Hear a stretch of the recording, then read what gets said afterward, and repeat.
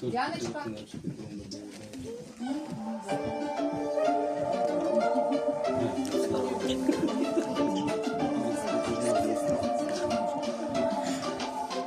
Может, чуть-чуть пританцовывать. Полетит цветок и ночи, утренний рассвет цветов. Соловья запел листочек, сок, березовый глоток. Тишины послушать волю по тропинке в лес густой. Поболтать берез.